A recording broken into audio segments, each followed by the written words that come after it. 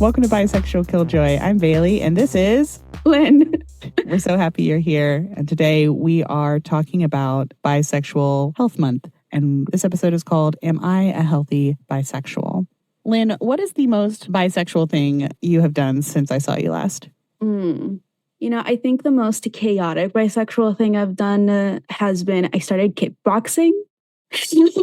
Why is that bisexual? That is so bisexual. Yeah, but this is the thing, right? I'm not calling it kickboxing. I'm learning hand-to-hand combat is the thing. Okay. So this is adding to the chaos and fueling my need to be a bisexual killjoy. Yeah, that's pretty bisexual. I think the most bisexual thing I've done since I saw you last is I'm just really into Baldur's Gate 3 right now. That is I'm romancing everybody. Everyone's romancing me. I read a really cool article recently about, how these characters were written to be pansexual, for their sexuality to be fluid, not just to be player sexual, but so that it was a natural exploration of their character dynamics. And I'm just like, finally, some real fucking food. Something that's actually, inclusive and interesting and doesn't feel like it's pandering at all. So I don't know, I should get like a little badge that says Baldur's Gate bisexual. I am here for that, though. We need t-shirts. We need a lot of swag. We still need to get that opossum party thing going. We do. I'll make little ID cards. Thank you. That's all I'm asking for, really. It's not that much. But, so we're coming up on March, and it's a very special month for bi plus people, although not everyone knows what it is. The special thing about March is that it is Bi Plus Health Awareness Month. And if you didn't know what that was, welcome to the club, because I also didn't know what that was until like 2 years ago. When was the first time you heard about it? Honestly, I think I heard about it this year. Oh. Did I tell you what it was? I think you did. You mentioned, March is Bi Plus Health Month. And I'm like, oh, really? And then somebody at the BRC was also talking about it. And I'm like, oh, right. Interesting. I should get on that. Yeah, absolutely. And the Bisexual Resource Center here in Boston was the one that launched this effort in March of 2014. So this is their 10-year anniversary of celebrating Bisexual Health Awareness Month. It was this media campaign that was dedicated to raising awareness about the bisexual plus community's social, economic, and health disparities, which would allow us to advocate for resources and inspire actions to improve overall bi plus folks' well-being. And, I love that for us because, boy, do we need it. Yeah, the efforts of the Bisexual Resource Center are definitely admirable. And surrounding the dedication and the themes around this month, what about it makes it so important? Well, this actually wasn't something that I had any idea about until I was working on my thesis last year. Bisexuals are really sick. There isn't a ton of data out there right now around bisexual health because bisexuals are consistently erased from data collection, or rather not erased, but ignored, not even sort of thought of as something that we should be studying. So while I can say, given the conversations I've had with bisexual people over the last 2 years, I can't prove it empirically. But I do know that if we are ever going to find out how sick bisexuals actually are, we have to bring awareness to the fact that bi plus health is a thing that deserves time, energy, and research dollars. Because if we can't bring awareness to bisexuals, even in an exam room where a doctor won't even acknowledge bisexuality as a thing that you can be, then we have no chance for health equity. And bisexuals will continue to be sick, continue to be ignored, and ultimately not know why. We can talk about this more, but almost all of the bisexual women that I've talked to have a chronic illness. They have some sort of fatigue, they have anxiety, they have depression, and I'm sitting here listening to them talk, and their faces are kind of blurring together because they're telling the same story over and over again. So Bisexual Health Awareness Month is just this time where we can really get together as a community, wave our flags in the air and say, hey, listen to us. Our health matters. Our health matters. Our health really, really matters. Can somebody do something about it? Yeah. And I think that in that same vein, something that I hear a lot coming from bisexual people is that they'll typically say something along the lines of, I didn't even know I could be bisexual. Oh, like, God. Yeah. like I spent this whole period of my life trying to figure out if I was straight or gay. I didn't know there was an option to be both. In part of being a bisexual killjoy, when you say, well, what about both? People's brains kind of glitch out a little.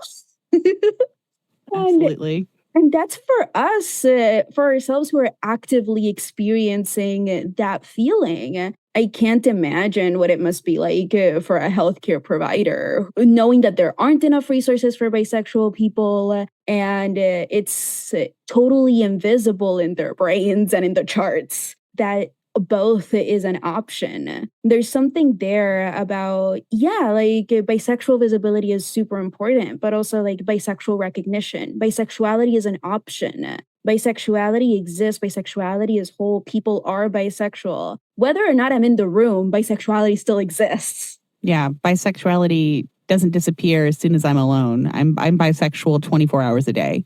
And 7 days a week. At least 7 days a week. It's a leap year this year. I feel like I get an extra day to be extra bisexual. Yes.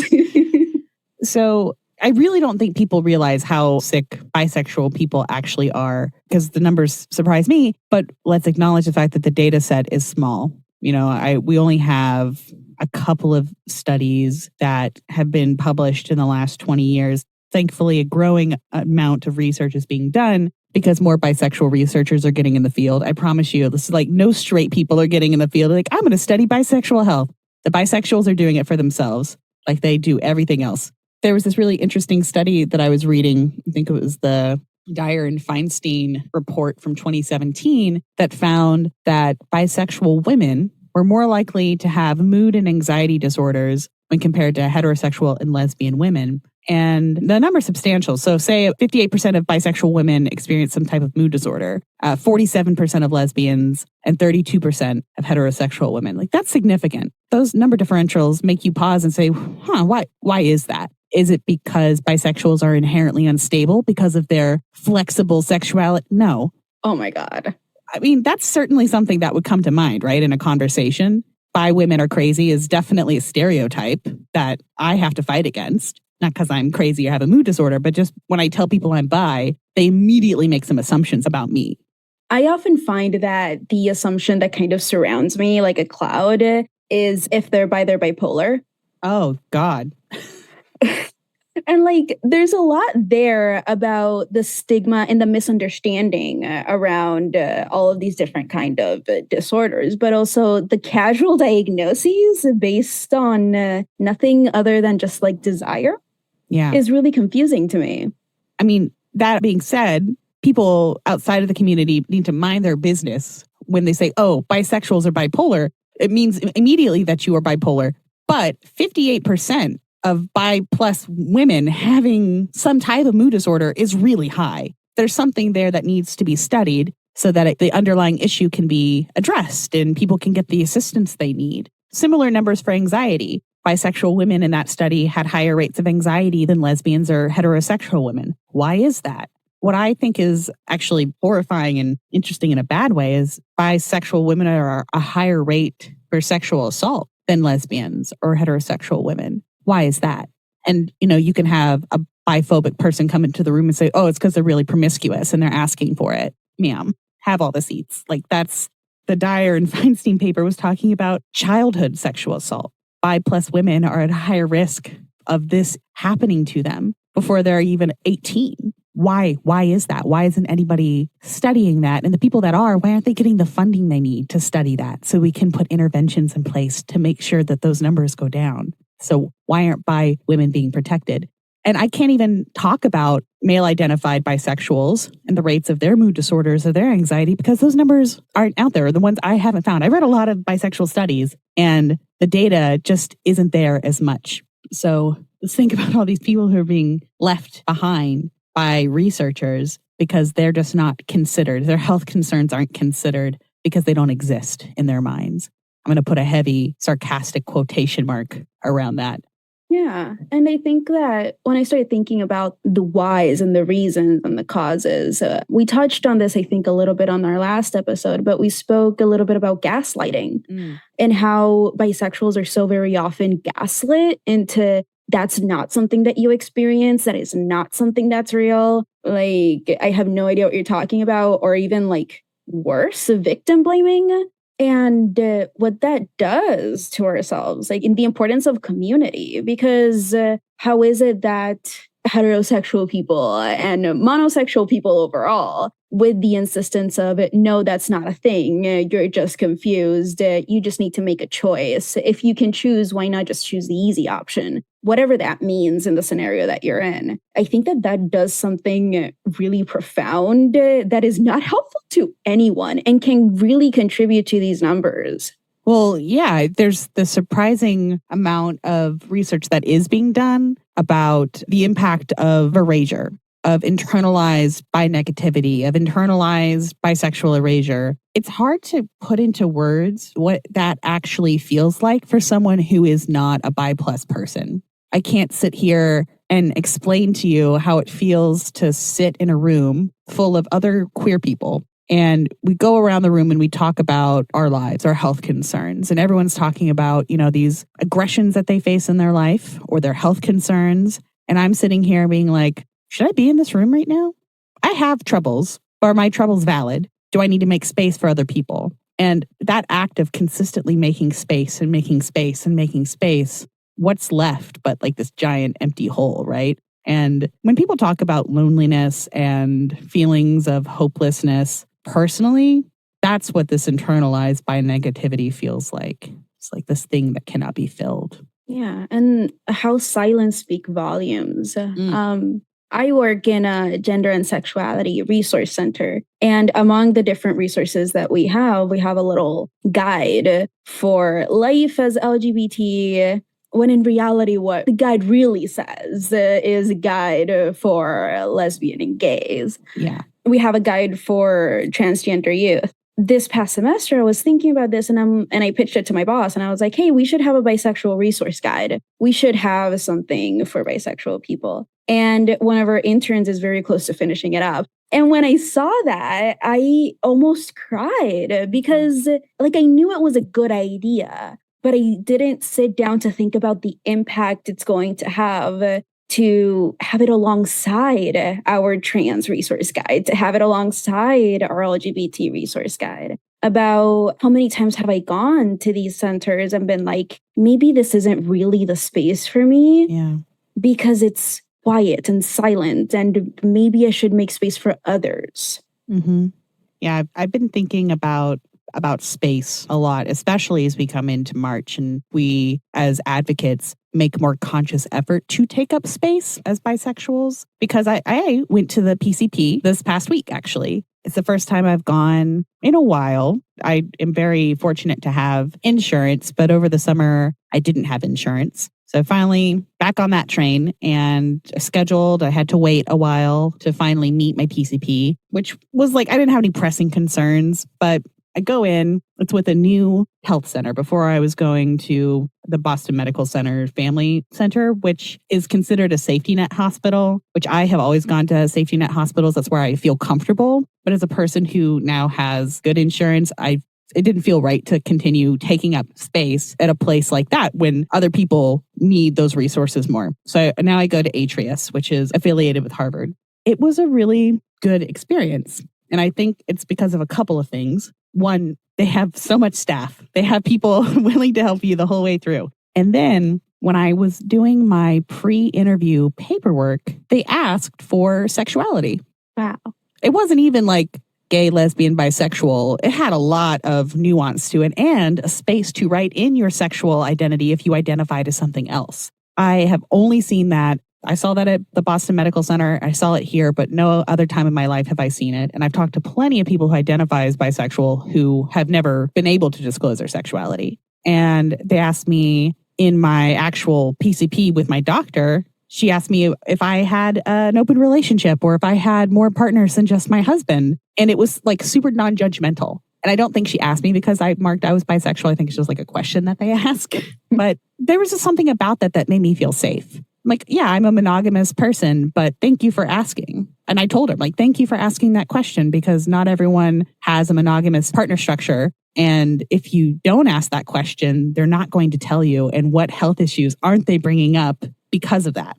Anyway, I just wanted to say, like, thank you, healthcare, for actually being good at your job and for making space in that small way to make me more likely to be honest and open with my provider. And I was like really straightforward after that point about all the stuff that I needed. And boy, oh boy, did she get me sent off with all the referrals I needed. I don't know. What is your experience in healthcare been like as a bisexual person? Wow. Nothing like yours, I'm going to say. I'm from Puerto Rico, and besides my pediatrician from when I was a kid, I haven't gone to a consistent doctor. Mostly because ever since I started college, I haven't actually left college, so I just go to student health services whenever. Also because insurance is not great when you're a student. So that's something that I've often very much struggled with. And I can say that like nobody has ever asked me my sexuality or my kind of relationship structure. And it's always a little strange because I never know when to bring it up. And it gets very confusing because as the visit goes on and as we're talking, it all of a sudden it stops feeling relevant. And I have more pressing issues on my mind typically whenever I go. So if I have something else that I'm primarily concerned with, then disclosing that I'm bi or that I'm poly doesn't seem to be the biggest thing that I should say. And I think that gets complicated real quick. I would just like put my little interview hat on. What do you mean? Tell me about complicated. What's complicated about it? I think it's complicated in terms of feelings because I don't know about anybody else, any other bisexuals, but I get really uncomfortable in the doctor's office. I don't want to be there. I will avoid it as much as I possibly can. And that could be because I'm bi. It could also be because I'm Puerto Rican and I was taught that a cold is healed via chicken soup. Not that that's untrue, but... Isn't it scientifically proven that it helps? It does, yes, yeah. Because of the fat in chicken. It has like immunoglobulin. I know the word in Spanish. Wait, say it in Spanish. We're trying to be inclusive. No, maybe I don't know it in Spanish. Immunoglobulinas. Oh. It's basically just, it helps your immune system, is what I'm trying to say. But yeah, like I was raised with chicken soup and Vicks VapoRub. Those two are going to cure you with everything. So I never really want to go to the doctor. And whenever I do have to go, it's because I have to go. And disclosing my sexual orientation is not the first thing that comes to mind. But it is somewhere in there of like, maybe I should say that. This feels like something that might be relevant. But by the time I'm out of there and I haven't said anything, inevitably, either because like we haven't spent enough time talking or it's a new person and I don't feel super comfortable, it feels icky to leave the room and to leave the building and kind of say, oh, maybe this information was important and I didn't say that. Yeah, it brings up the question, not only are you out to your doctor, and I think technically I'm out to my doctor on paper, but it didn't come up in conversation with my doctor. I didn't feel like I couldn't talk about it. You're not out to your doctor is what I got, right? Yeah, like I feel like outness is a strange way to like describe it because like it's not that I'm not out, but also it hasn't come up. It hasn't come up, yeah. Which brings us to the question, why should you be out to your doctor? I have thoughts, but what do you think about that?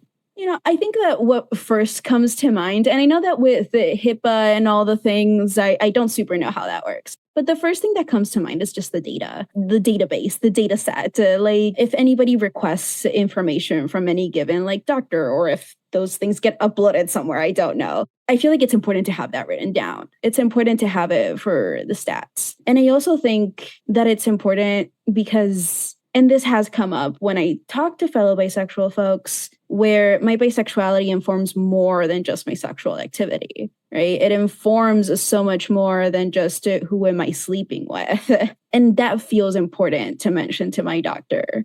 I absolutely agree with this with you on my bisexuality has so much more to do with who I'm sleeping with. So here I am, a monogamous cisgender person who, for all intents and purposes, presents femme, I hate saying this, but like straight, I guess.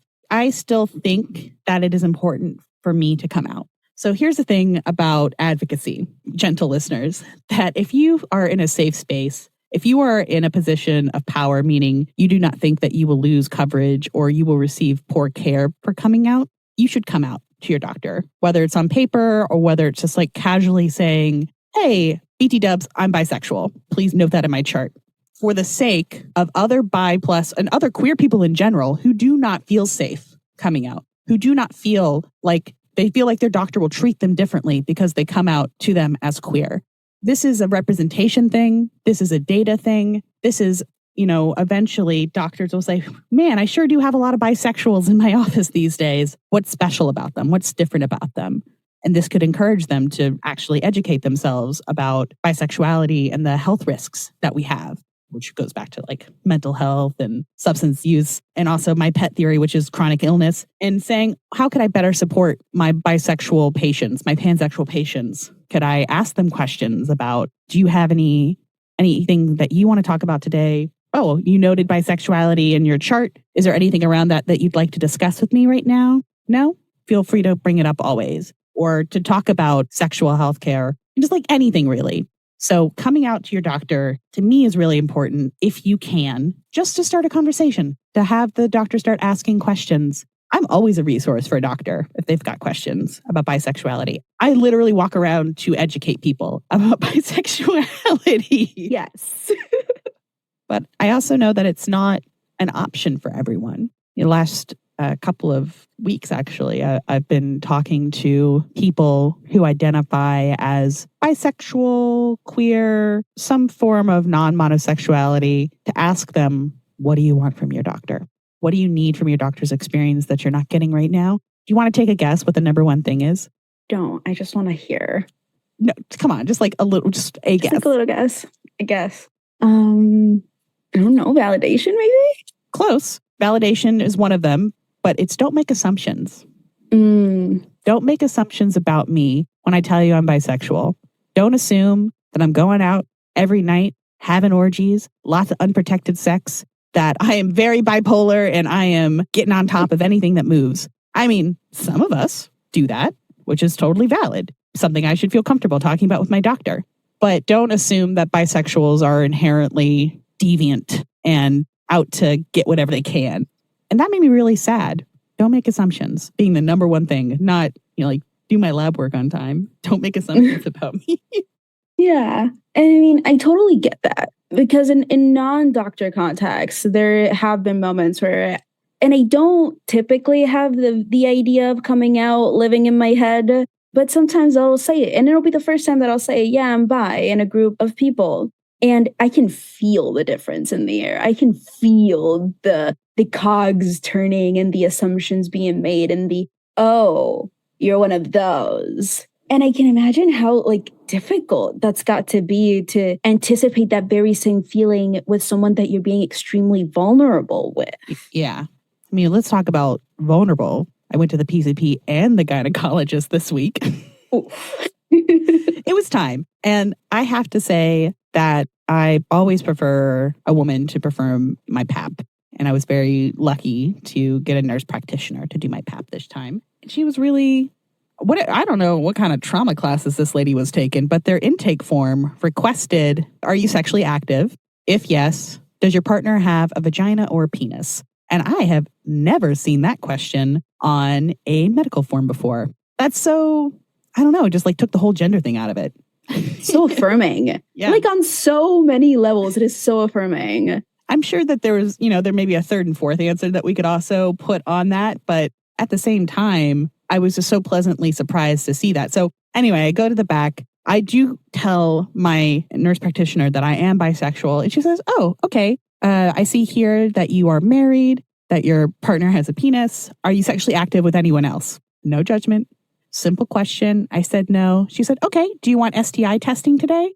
And I said, no. And she's like, okay. And the whole exam itself was very, very straightforward. And the conversations I've had with bisexuals in sexual healthcare settings have been way more hair-raising than regular PCPs.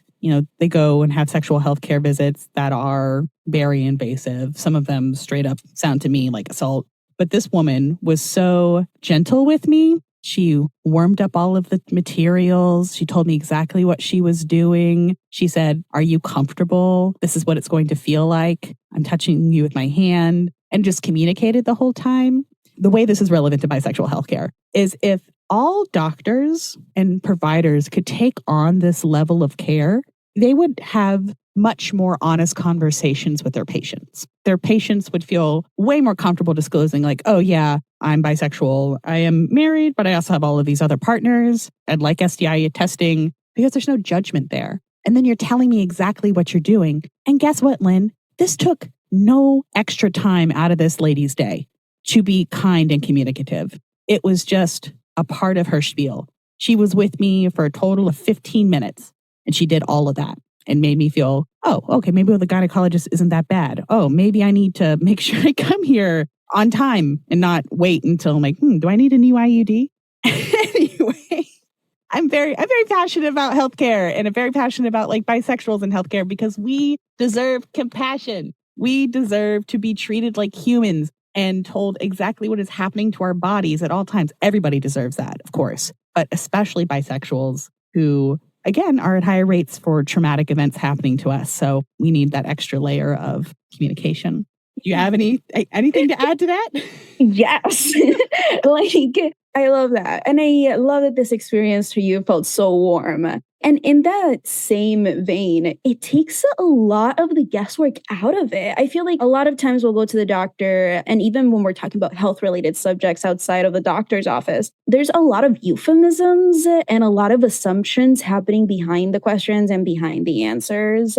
And the same way that, like, hey, an extra bit of kindness, of gentleness, of empathy and compassion did not take up extra time for you. Asking the question is going to help with the mental space. It's going to take out the guesswork. It's a better experience for the patient and for the doctor and for the nurses and for the administrators. The experience overall gets a lot smoother when we ask what we really want to ask, the information that we actually need, instead of the euphemism involved in it. And I can't speak for the health experiences of non-binary folks or male presenting people who go to the doctor for other reasons that I don't go to the doctor for, and what their experiences in those spaces as bi people, what that is like. From the stories that I've heard from bisexuals who identified as male was that they never, ever, ever brought up bisexuality in the exam room. And I have this factoid floating in the back of my head that maybe bisexual men are at a higher risk for prostate cancer, but that also might be having a Berenstain Bear moment where this is just like an alternative reality where I dreamt that I read this factoid. And that to me is so bizarre for a different reason that I can't name. But I think that when it comes to bisexual men's health, there's so much more focus on sexual health care than on mental health care. I didn't find any statistics comparing mood disorders to bi men, straight men, and gay men. But I sure did see, HIV rates, STI rates. I also didn't see like sexual assault numbers, which is horrifying. And I feel so angry that bi men are being excluded from the research conversation at all, unless it has to do with sex, because bi men are so much more than sex. They have so many other concerns. And if I was a bi man, I would not feel comfortable bringing any of that up to my doctor for fear of stigmatization and getting poorer care. Huh. And I think back to like the situation with these false dichotomies, right? Like we ask different questions to women, femme presenting people, and we do men, masculine presenting people. In a lot of ways, we experience completely different realities. We experience completely different interactions. And somehow we're supposed to fall in love with each other and have functional families. But that's a story for another day on false dichotomies. It gets confusing. The dimensions of self that are erased in this process by just reifying these kind of connotations. It's awful. I just thought of a story that I heard while I was doing my master's thesis when I was talking to an older bisexual man. When I say older, think boomer. And he was not out. He was out to his wife and a few other people that they had an open relationship with. He never talked about it. But you want to know where he felt comfortable getting STI testing? Where? Planned Parenthood. Planned Parenthood, baby. I will sing the praises of Planned Parenthood till I am dust, because the way they do inclusive, accessible care, it doesn't matter who you are, where you are. If you can go to a Planned Parenthood, you are in good hands. They are going to not ask you any questions about like, oh, why are you here today? Oh, they see, what are you here for today? Let's get it done. And listening to him, he was saying, that doctor was the only person that I think knew that I was having sex with other men because he felt safe. And to think that an older man with power and money felt unsafe disclosing his sexuality to his regular doctor blew my mind. Like, wow, it is really rough in the streets for these bisexual men that they can't get care. They feel unsafe getting care no matter who they are. What came up for me as I hear you say this is the myth of passing privilege. This whole idea that because you pass, everything is okay. But that comes with a really big caveat, which is passing privilege comes at the expense of me not being out or me being closeted. Or worse, like actively being erased, actively being delegitimized, actively being told I don't exist and that my experience is not real. And how these doctors' offices can really be not just affirming and validating, but also life-saving. You do have an idea, but like you have no idea how life-saving places that are affirming are. I talk to so many younger people, think late teens, early 20s, who went to Planned Parenthood for affirming care, who I also identified as bisexual. And one of these young people told me that it was the first time that they had come out to anyone that they weren't sleeping with. And even then that was like, oh, I'm sleeping with you. We don't need to talk about it. You know what's happening. But they finally told their doctor and they like cried in front of their doctor because they said, oh, I'm pansexual. I'm pansexual. And the doctor was like, that's dope. Do you want an STI test today? And that was it. Like that was the end of the conversation. And that's all it needs to be. So many doctors get in this field to, I assume, make money. Maybe some people want to help. There are a lot of good doctors out there. But what I find really surprising is how prudish doctors actually can be. And if you tell them, oh yeah, I went to an orgy last week and I need STI testing, their answer is like, oh, of course, let's get you a full panel. You shouldn't be going to orgies. That is unsafe behavior. Brother, I'm going to keep going. I'm going to keep going to orgies and you're not going to stop me just because you're like shaming me. And now I'm just not going to get STI testing. It is reckless for you to be a prude and a doctor. And if you're a prude and a doctor, do something else. 100%. This purity myth is intense. And I think that probably because of the whole purity myth is that bisexual people really just want to not be assumed things. Like, don't assume things about me just because of my sexual orientation, my sexual identity. And I think that it has to do with that fear of being seen as unsafe or risky or anything along those lines. Yeah. I mean, people are going to do what people are going to do, right? Right. If I have an urge to do something, the best thing you can do as my provider is to arm me with knowledge and protection and treatment if I need it. That's it. That's your job. If I needed a lecture, I would go back to church. For school. So I'm like very grumpy today. Yeah, I'm here for it. I'm here for all of it. But also speaking about affirming spaces, the BRC has mentioned that this Bi Health Month theme is the power of community. Do we want to talk a little bit about that? Yes, let's talk about the power of community, the power of friendship. It overcomes everything. In a way, the power of friendship can overcome quite a bit. And it's not because of, butterfly kisses and whatever hearts. It's about cooperation, and if I watch your back, you'll watch my back. I mean, yeah, like community and chosen family, and also just knowing that you aren't alone in the experience that you're sharing is incredibly valuable. What to you would you say is the most powerful thing about community? Resistance. Like there's... Lynn, you are always ready, like, we're going to burn down a building. Let's resist it. It might be some from Latin America, okay? That's all I gotta say. Oh, fair enough. But yes, resistance. Like, I think there's a strength in numbers. And I think that in community, we form really strong bonds and commitment. When I think about community, I think about camaraderie, connection, commitment, rattling off C words now. But in that power, there is a lot of affirmation, and we are able to lean on each other. And because of that, we're able to resist all of these forces that are coming up against us and all of these forces that want to knock us down. And I think that in that resistance, there is life-saving care, there is advocacy, there is companionship. And I think that that allows us to prioritize joy. It allows us to prioritize care, and it allows us to not feel so beaten down all the time. Well, why would you say bisexuals need community? I think because we need to know that we're not alone, and we need to know that we're actively being gaslit when we are.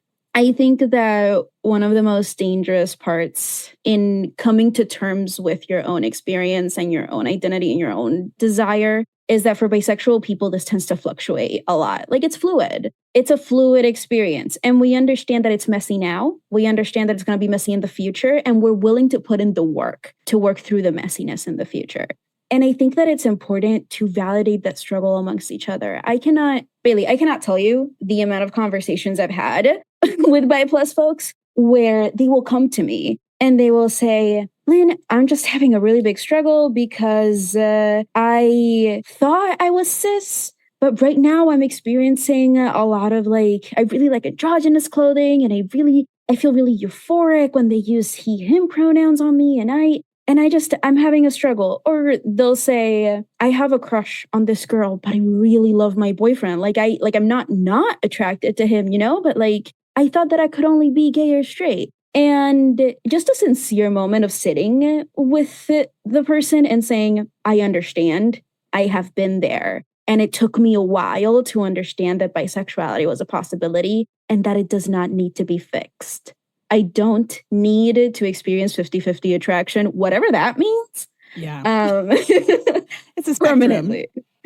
It's not a thing that I don't need to subscribe to, that I don't need to say that I experience, that I don't need to be valid. And this typically only happens in a conversation. A student has come up to me, somebody stopped by the center, we had a conversation, and I can tell you that they leave feeling more like themselves than they did before. Not because they find a way to shut something out, but because they finally are able to know that somebody else also experienced something similar and that there is a word for this. And I think that in that way, community can really be life-saving, can really be affirming, can really make you feel seen. And the great part about being bi plus is the fact that I find, despite the fact that people like monosexualities find us to be greedy and not inclusive, I still get my feathers all ruffled when people tell me that bisexuality is trans exclusive, because I find the bi plus community to be the most inclusive community. Preach. The bi plus, the umbrella, shelters so many different things. And I even find that bisexual community spaces welcome ace folks into the conversation, make space for them, no problem, because much like bisexuality, asexuality is not really seen as a thing and is really not researched. But I digress. I just get so excited when I'm around other bi people because they are so friendly and thoughtful and, again, inclusive. At the BRC especially, I've had the pleasure of working with people who are constantly thinking about who are we leaving out? Who is being forgotten? Because we know what it's like to be forgotten and pushed aside and not considered and constantly misrepresented. So for bi plus people, community is really important because not only does it give us a sense of solidarity, it reminds us that we are real and that our experience is valid, and that you can sit with a friend who's sort of questioning their gender expression and say, I feel you right now. You take as long as you need. You can sit under this umbrella for a moment, till tomorrow, or forever, and you will never be asked to leave. Oh, I got goosebumps. That's exactly it. Bisexuals, people under the bi plus umbrella, we are notorious for holding space. We are capable of holding the ambiguity and not asking you to just fix it or to get rid of it in any way, but rather, yes, like it is ambiguous, it is confusing, and it is messy. And we are here to walk it with you the whole way for as long as you need, for as long as you want. I think that is truly the power of friendship. Man, the My Little Pony, really. We are the My Little Pony space of the LGBTQ plus broad community. I also want to say that you and I exist in a bubble. I want to acknowledge the fact that we have queer community, we have bi plus community, whereas a lot of bisexuals don't. A lot of bi plus people are floating out there feeling like they don't have a space to be themselves. And a lot of times when I say, hey, do you have any bi plus specific community? They're like, no, but I don't think I really need it. And it's because they don't know what they're missing out on. They say, some of my friends are bisexual, or all of my friends are bisexual, which is not surprising. Queer people tend to cluster. Bisexual people tend to cluster, and we make friends with one another without trying. But when you have an intentional space for bi plus issues or bi plus joy, that changes the game. You get really, really invested in the success of that community and the success of the people who are a part of it. And, in a lot of ways, bisexual work, bisexual advocacy really radicalized me in terms of, I'm not just going to sit here and say, oh, the bi's got it. The B is totally on top of the situation, because in some ways we are, as local communities, sure. But in a wider national, global scale, not at all. We receive less than 2% of all LGBTQ plus funding in America. We represent 58% of the entire fucking queer community, and we receive 2% of the funding. How the math is not mathing. You know what I mean? It truly isn't. It truly isn't. And the way that I often experience working in a gender and sexuality resource center, I often experience a thing where lots of our bisexual staff almost feels forced to cater to monosexualities. And that's a big topic of conversation when we talk about bisexual oppression. But it's real and it's painful because we're actively told to just pick the side, or worse, you date people of your same gender anyway. Why can't you just call yourself gay? I mean, that's what you're doing in practice, right? Bro. The amount of people who've told me that they've heard that pains me. Just start telling people, no, I'm a practicing bisexual. We have holidays. What day of the week feels holy for you as a bisexual? Wednesdays. Okay, yeah. I have to take Wednesdays off to practice my bisexuality. I'm not going to lie, if they gave me Wednesdays off, I would be so happy. Yeah, I'd be like, I have to honor my identity. It's my religion, honestly. I am a practicing bisexual. Get the fuck out of here. Oh, aren't you practicing being gay? What? What are you talking about? Bailey, you're actually a straight woman because your husband is a man. You haven't met my husband. You don't know what's happening over there. You just assumed my identity, my partner's identity, our relationship identity, and you have not even bought me coffee. No, thank you. Thank you. I decline this conversation. Next time someone makes some assumption, like, oh my God, are you taking me to dinner tonight? All this flirting. You want in on the relationship? Okay. We can do that. Do that. And then you get free dinner out of it. Or even better, they shut the fuck up. Ideally. Win-win.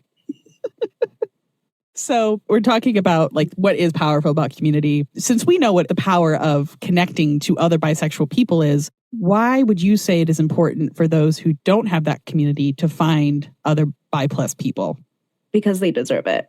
Because they deserve to know what it's like to take a breath, if I'm honest, to be affirmed, to experience a space without all of the microaggressions that you may not even know are happening. You deserve to give your whole self the space to exist without a constant justification. And that prioritizes your joy, that prioritizes who you are, not just what you're doing. When I started the Bi Plus Book Gang, I was looking to have a space for Bi Plus writers because there was nothing out there that I could find. What I didn't realize what that community would do for me personally, besides giving me purpose to like get out of bed twice a week to do accountability sessions, which is great when you're depressed in the winter. But I just have so much peace in that group. And I can't even put a name to it. It's not like we sit around talking about being bisexual. Most of the time we don't, right? Most of the time it's memes and this is what I ate for dinner today and this is what I'm reading and this is what I'm watching. But being in a space that has people in it who just, quote, get it, you don't have to explain anything about yourself, is so affirming and makes me personally feel really calm. And I know you wanted to talk about like this Pollitt and Roberts article from 2021 about internalized bi-negativity and the broader LGBTQ plus community. And I just have to say that anecdotally, having a space for bi plus people that I can go to on a regular basis makes me feel well. Yes. I find that bi plus spaces are energizing. And what people and bi plus folks have told me is that they feel safe. It's a sense of psychological safety. It's a sense of physical safety. It's a sense of being embraced. And I think that internalized bi-negativity has a lot to do with a lot of different things, including like media representation and the fact that we don't see ourselves and the fact that it's hard to come out and find your own community. And I think that it's very important to surround yourself with people, especially even when you're still struggling, when you're still trying to figure it out, to surround yourself with those who are actively affirming it and who are willing to hold that space for you in order to embrace it and to just not be actively bombarded by all of the purity culture, by all of the villainous bisexuals. No shade to those, though. We appreciate a good villain. Exactly. And to just be messy for a little while. That's okay to do. And I think that the space where you're going to be embraced and cheered on as you work through that messiness is 100% going to be a bi plus specific space. So for the gentle listeners still with us, we want to talk about resources for you. If you are a bi plus person who has community, who doesn't have community, who has health concerns, who doesn't have health concerns, it can be hard to find resources out there that are tailor-made for bisexuals because we are often the afterthought. Again, we represent 58% of the greater queer community. We don't get nothing. I wanted to talk a little bit about that. If you are a younger person who's in need of resources, the Trevor Project is a good place to start, especially if you're in crisis. I will say that their bisexual specific resources are lacking in the sense that there's like kind of a definition there, but it doesn't really talk about the nuances of being a bisexual person, and they should be doing better. I also want to talk a little bit about, there's a specific word for it, where people have struggles. It's like a tier of struggle where you say, oh, your problems are worse, and therefore I need to minimize my own problems. You know what that is? I don't think so. It's a thing. It's an absolute thing. I believe you. Yeah. It's like, well, this group of people is suffering more than your group of people, therefore your problems don't matter. And I want to say that for people who are trans and non-binary and they do not fit, a societal standard and are at risk for violence, which we have seen recently in the news, and no child should ever feel unsafe. They should never be assaulted. They should never be killed for who they are. I want to acknowledge that there are groups of the queer community, like the trans community, that needs a lot of protection and a lot of resources. At the same time, we can acknowledge that bisexuals need support and resources as well, and that it should be seen as a community effort by the broader LGBTQ plus community to rally together to protect each other. When we have this scramble over resources because the L's need it more, or the G's need it more, or the T's need it more, This is what right-wingers want. They want us pulling at each other's hair for scraps and saying, your struggle does not matter because you are not XYZ. Or you're a bi person, you're straight passing, you're safe. No, I'm not. I am safe for other reasons, but not because I'm bisexual. As we move forward as a larger community, not just a bisexual community, we need to be looking out for one another and sharing resources and strengthening each other's websites and packets, and like there should just be an open transference of information. If I know something about bi plus people and I say, hey, your website's wrong, you shouldn't get defensive about it. You should just change it.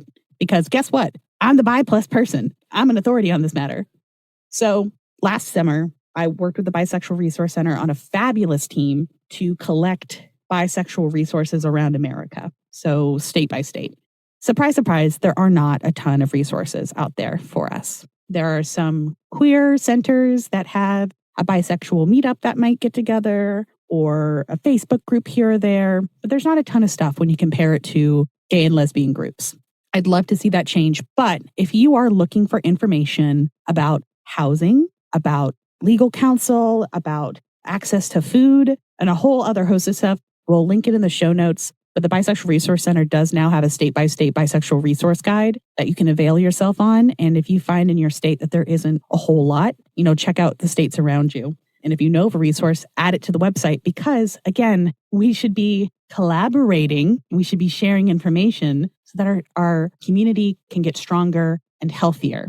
Yes, I think that what we need to remember is that in the fight and struggle and search for equity, it is about all of us. We cannot forget the alliances that we have formed that are historical, that have remained, and that continue to preserve themselves. We are not divided into neat little boxes. All of us inside broad LGBT umbrella, broad queer umbrella, we experience so much of the same things by the same culprits. And it's important to remember that we are each other's friends. It is so important to remember that we have a common struggle and that it is part of the fight to remain in solidarity and to foster it in the way that we can, including sharing resources, including advocating for ourselves and for each other, including standing up for the person, the identity group that is not in the room. That's why projects like this collection of resources that the BRC has is incredibly important. So as we go into Bi Plus Health Month, celebrate it by coming out to your doctor. If you feel comfortable. Yes. And don't forget to wear purple. Yeah, wear purple. If you can, take a resource guide to your doctor about bisexual health. I know the BRC does have literature on that. I'm currently working on a one-pager for doctors that you should be able to take to your doctor. Like, what should your doctor know? How to treat you? Because if we are all silent, nothing will change. So if you feel safe to come out so that the person who doesn't feel safe can someday get to be there too. And eat your vegetables and drink your water. And know please drink water. And remember to stretch. If you're a bisexual like me who does not know how to sit in chairs, remember to stretch. That's important for your health.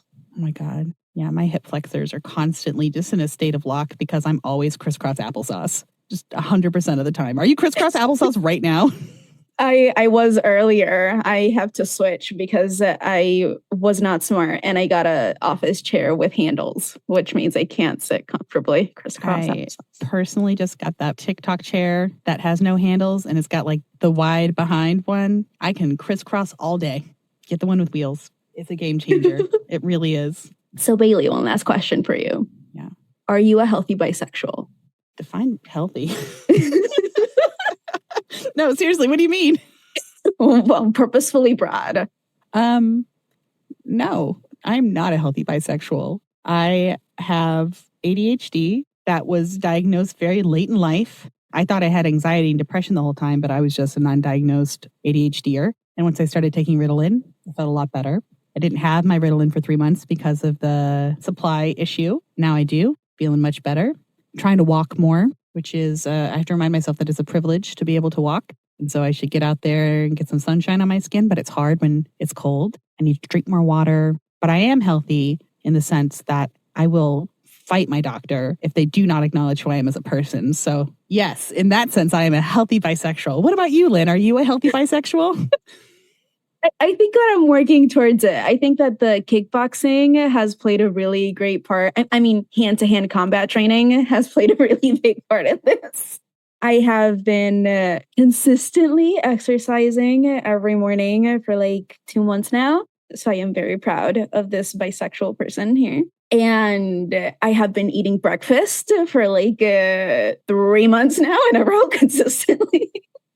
So I'm also very proud of that. And I've been getting much better sleep since I started exercising. I am also a late in life diagnosed ADHDer. I got diagnosed after my dad passed away and I was in grad school. So getting all through undergrad without any kind of ADHD meds was wild. Now that I know what life is like. Yeah. I was so pissed at my mom. I had to work through some mom anger in therapy because I'm like, how did you not know? How did you not notice that I was struggling my entire life? She's like, well, you got good grades. Bitch. I was told I was a genius. I was like, just because I do well when you put a timer on does not mean friend. And so I think that we're actively working towards that. I also go to therapy with some degree of regularity. My cats are also really good therapy. So, I think that this Bi Plus Health Month, I am working on honoring all of the strides I have made in terms of caring for myself and caring for health and caring for all the bisexuals around me in a way that is sustainable. Sustainable is the key word there. So for those listening, what are you doing for Bisexual Health Awareness Month? Are you taking care of yourself? Why? Why not? Have you come out to your doctor? Other questions. We'd love to hear from you. If you have topics that you want us to cover or look more into, email us at bisexualkilljoy@gmail.com. You can find us on Instagram at bisexualkilljoy. We are excited to do more of these podcasts and to bring in speakers and just talk about some really, really bisexual shit. Remember to stay bisexual and stay strong. We'll see you next time.